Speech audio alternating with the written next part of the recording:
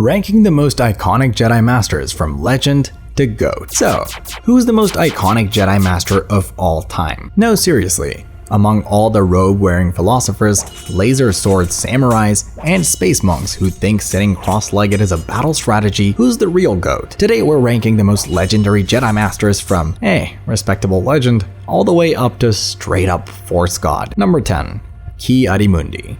At number 10, we've got our cone-headed intellectual, Ki-Adi-Mundi. He sits on the Jedi Council, has a blue lightsaber in Legends, and he was one of the few masters who could rock the elongated forehead like it was a fashion statement. Why he makes the list? Ki-Adi-Mundi wasn't just a pretty head. He was brave as heck during the Clone Wars, led troops into battle, and even stood his ground against General Grievous's forces.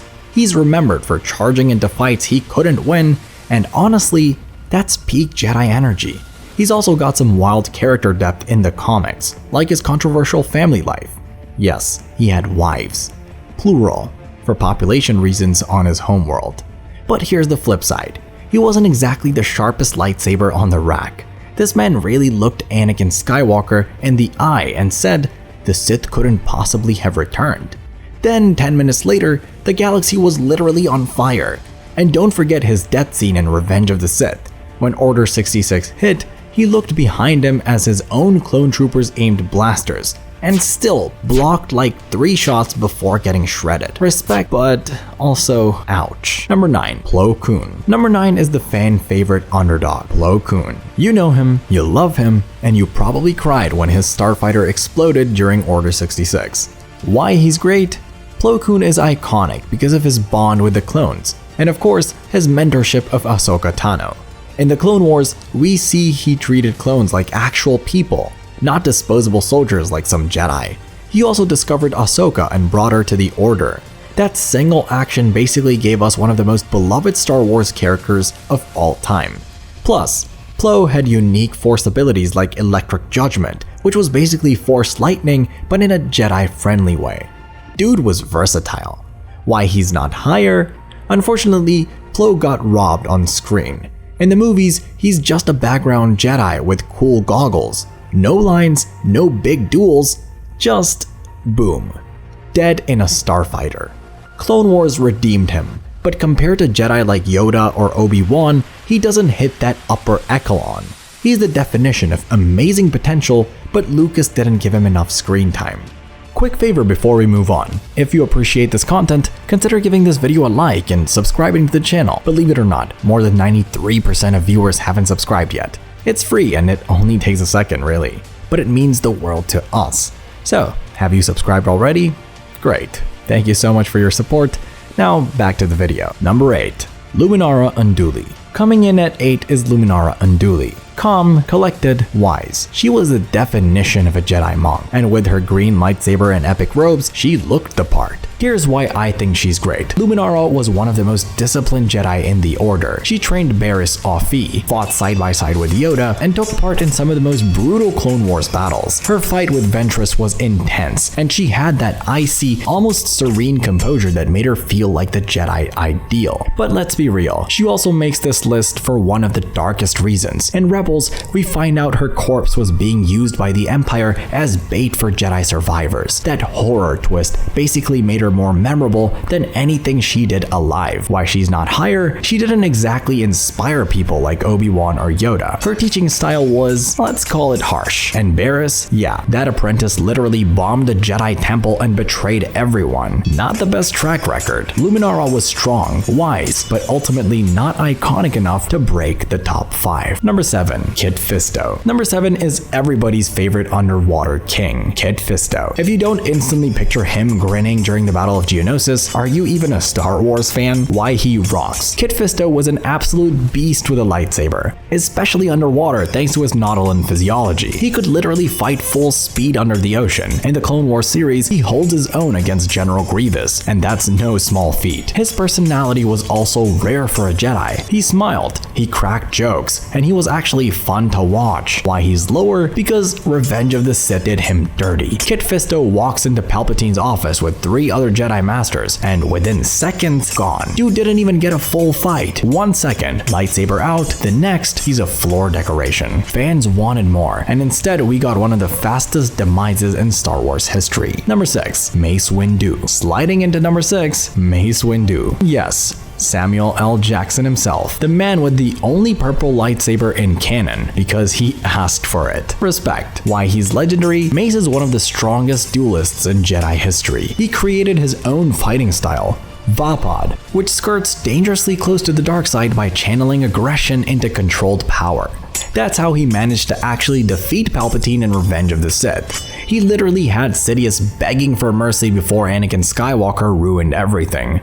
Also, his authority on the Jedi Council was unmatched. If Yoda was the heart of the Order, Mace was the fist. Why he's not top 3? 2 words: arrogance and downfall. Mace couldn't see Palpatine's manipulation for years, dismissed Anakin at every turn, and underestimated just how fragile the Jedi's position really was. His fall from the Senate office window is still debated. Is he dead? Alive? Disney hasn't confirmed. But whether he's alive or not, his inability to see the bigger picture cost the Jedi Order everything. Number 5, Ahsoka Tano. At number 5, we've got the former Padawan turned living legend, Ahsoka Tano. Yes, I'm counting her as a Jedi Master in spirit, if not by title, because come on. So let's talk about why she's so great. Ahsoka had one of the best character arcs in Star Wars. From snippy Padawan in the Clone Wars to independent warrior who walked away from the Order, she grew into one of the most iconic figures in the galaxy. She fought Maul, she faced Vader, and she carved her own path in a way no Jedi really had before.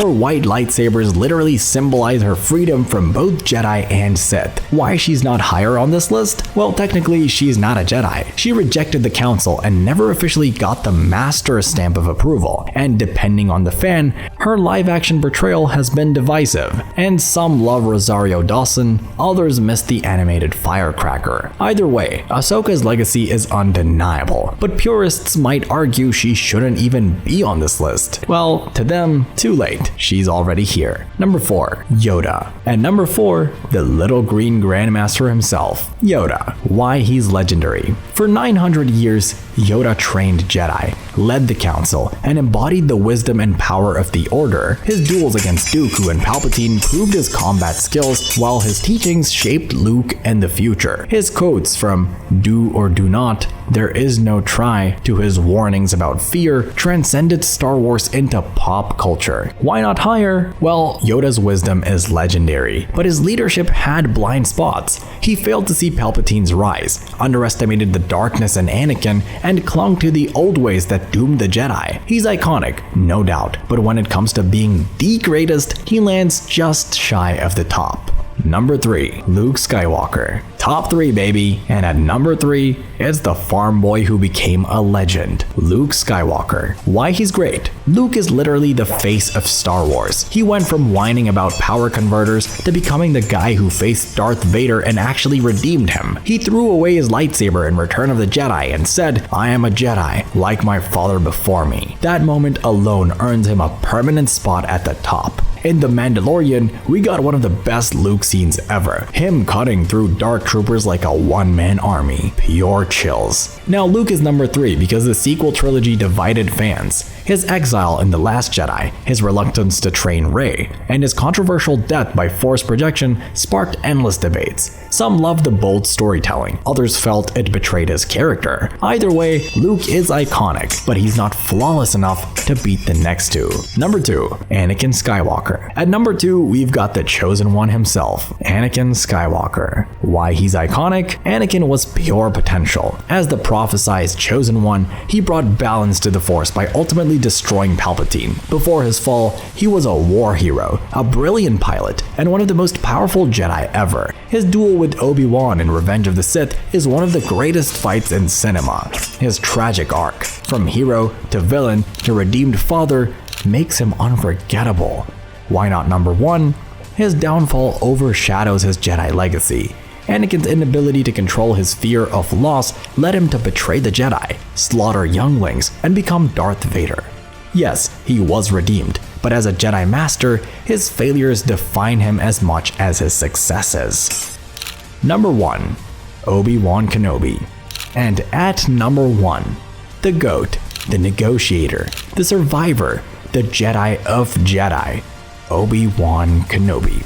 Let me tell you why he's untouchable. Obi-Wan's resume is insane. He defeated Darth Maul not once, but twice. He destroyed General Grievous, survived countless battles in the Clone Wars, and faced Anakin in one of the greatest duels ever put to screen. He trained both Anakin and Luke, shaping the fate of the entire galaxy. But it's not just victories, it's his resilience. Obi-Wan endured unimaginable losses. Qui-Gon, Satine, his order, his brother Anakin, yet he never turned bitter, never gave up the light. Obi-Wan represents everything the Jedi aspire to be, flaws and all. He's the legend who kept hope alive when it should have been impossible. And that's why, for me, Kenobi isn't just a Jedi Master, he's the Jedi Master. So, there you have it. From Conehead Council members to Green Force Gods, that's my ranking of the most iconic Jedi Masters from Legend to GOAT status. Do you agree with the list? Should Mace be higher than Ahsoka? Did Qui-Gon get robbed? Hit the comments and fight me like a true Jedi. And don't forget to like, subscribe, and turn on notifications. Until then, may the Force be with you.